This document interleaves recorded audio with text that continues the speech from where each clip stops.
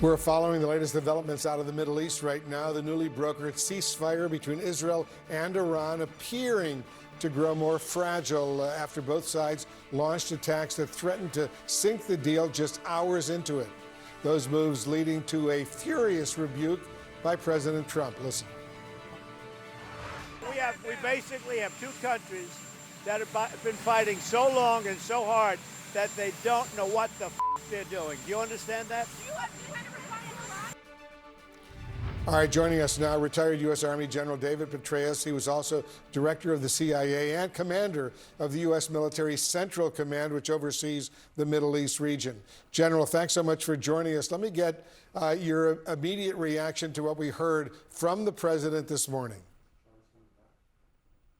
Well, President Trump is obviously trying to reinforce the ceasefire that he essentially declared.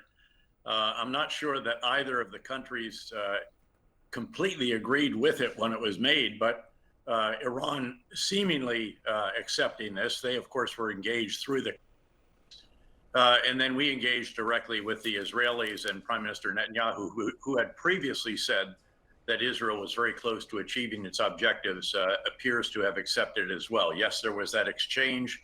The Iranians in particular launched 5 volleys of rockets, which killed at least 4 Israelis. They responded to that. But I think that now that this is a bit more solid, and we'll see how it goes during the course of today, where you could see perhaps some further attacks on U.S. bases by Shia militia supported by Iran there, as we saw over the course of the last 24 hours, but with no American casualties. General Petraeus, how long do you think this ceasefire can actually last? Well, I think that the Iranians probably would be happy to be able to catch their breath, to see what they have left. You know, one of the big questions out of this, in fact, priority intelligence requirement number 1, or at least after, are there any further threats to U.S. facilities, personnel, and so forth in the region, clearly has to be, is there any highly enriched uranium left? And are there any of these centrifuges left as well? That's a big question. Did we really penetrate down into those spaces? I think the Massive Ordnance Penetrator is an incredible weapon system. We reportedly dropped 12 of them on the Fordo site alone, the deeply buried site.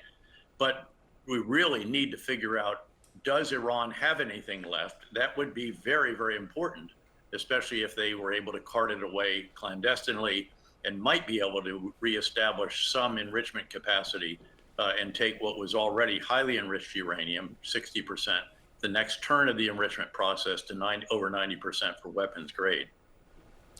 General Petraeus, I want to play what the president said this morning when he was asked about Iran's nuclear facilities. Listen to this. Iran will never rebuild its nuclear. From there, absolutely not. That place is under rock. That place is demolished. The B-2 pilots did their job. They did it better than anybody could even imagine. They hit late in the evening. It was dark with no moon, and they hit that target with every one of those things, and that place is gone. Can we definitively say, General Petraeus, that these facilities have been completely destroyed, completely gone? Well, first of all, there was a very, very impressive U.S. operation following on very impressive Israeli operations. Of course, by the end, the Israelis were flying free.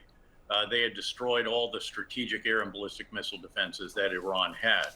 That said, I think the president probably is correct that the damage to Fordo means that what they would do if they need to rebuild the program is do it somewhere else. And there have actually been rumors at various times that there is another deeply buried site somewhere out there. And again, I'm sure that intelligence officials are working very, very hard to confirm or deny that. So again, Fordo, I'm sure the damage is so very substantial that it would be unwise to rebuild that particular facility, and also probably structurally unsound.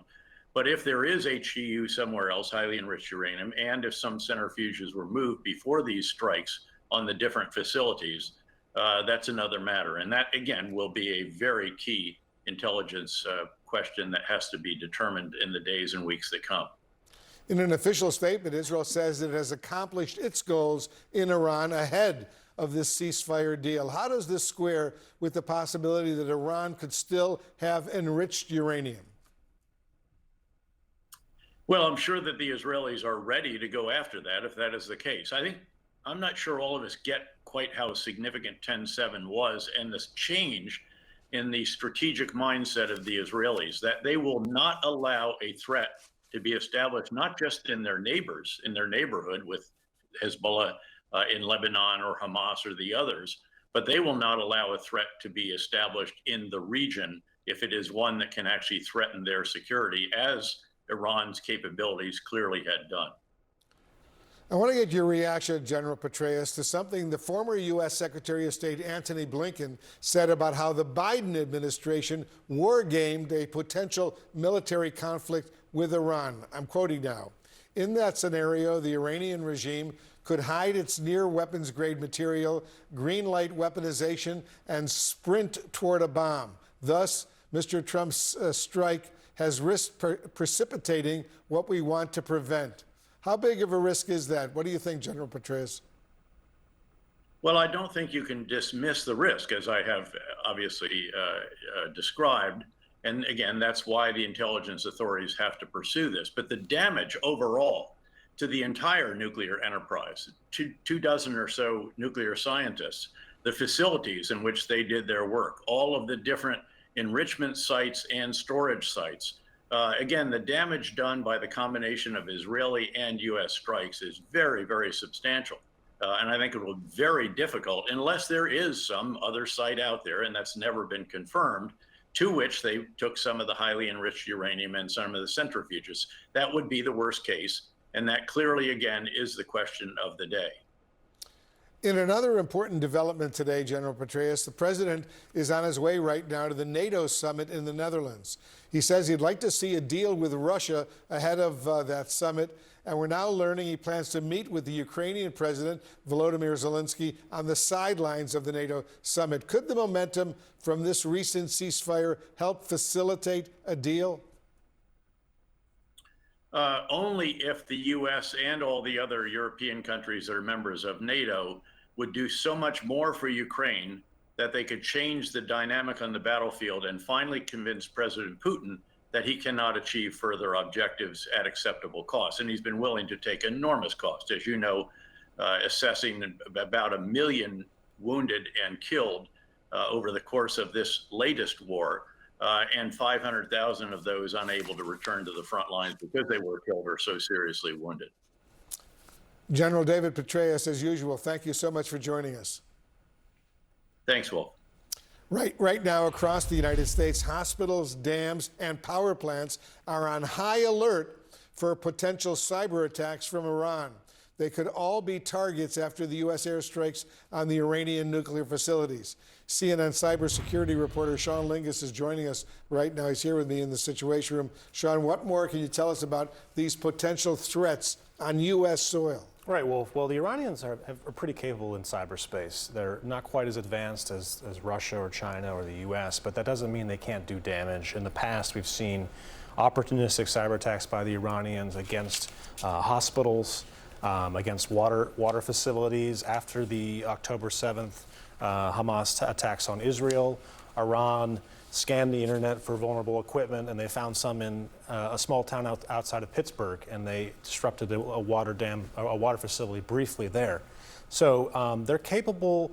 They're also a little less predictable than Russia and China in cyberspace. I mean, and these guys really want attention. Part of the play is psychological. They want people to write about their cyber attacks. They want to instill some sort of fear in their victims. And so when I talk to critical infrastructure executives across the country and U.S. government officials, are trying to preach vigilance to say, okay, let's not let them win in this game of trying to psych us out. It's a very real threat, but it's one that has to be put in the proper context, Wolf. And as you know, Sean, the Department of Homeland Security here in Washington is also warning of threats against U.S. officials on U.S. soil. What are you learning about that? Yeah, we had obtained a bulletin, intelligence bulletin from the Department of Homeland Security on Sunday that said basically the Iranians have not given up their quest to avenge the killing of Qasem Soleimani in 2020 by the U.S. military. We've known there have been assassination plots against current and former U.S. officials, to include the President of the United States. And so that threat is still there, but what DHS analysts say is that it's kind of contingent on how Iran perceives their threat to them. And so it's something that we're going to be watching very closely, Wolf. Clearly, the U.S. is on alert for threats like that. Thanks very much, Sean Lingus, for that update.